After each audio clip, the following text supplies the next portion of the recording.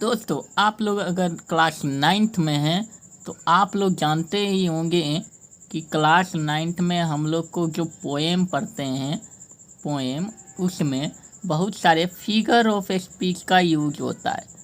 अब figure of speech क्या होता है? तो पोएम के अंदर में बहुत सारे वर्ड्स ऐसे होते हैं जो सिमिलर दिखते हैं, या फिर उनका कोई मतलब होता है, या फिर आप लोग ये कह सकते हैं कि एक टाइप से पोएम को अच्छे से लिखने के लिए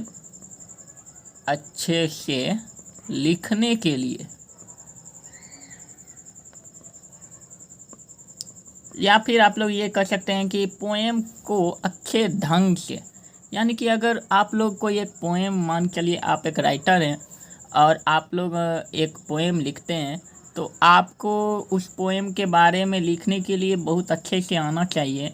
तो उसके लिए हम लोग जो शब्द का प्रयोग करते हैं, जैसे कि कोई एग्जाम्पल लेके या फिर कुछ समझाते हुए, तो उसी को हम लोग फिगर ऑफ स्पीच कहते हैं। तो सबसे पहले मैं आप लोग को एगो सिमिली होता है, SMILE, सिमिली।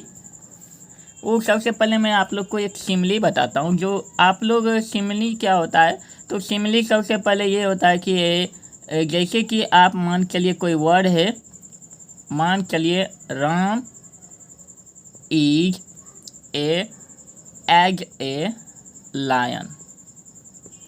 अब हमने यहाँ पे क्या लिखा है? Ram is a lion, Ram is as a lion. अब यहाँ पे ये साबित हो रहा है कि राम एक लायन जैसा है, मतलब एक शेर जैसा है। लेकिन इससे ये तो साबित नहीं हो रहा है कि राम एक शेर ही है, लेकिन इसी तरह के सिमिली होता है। सिमिली यही हुआ।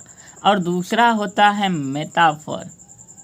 मेटाफर, अब मेटाफर क्या होता है? वो डायरेक्ट सीधा लायन ही हो जाएगा। अगर यहाँ पे मैं लिखूँ राम इज ए लायन, तो ये मेटाफर हो गया, समझे?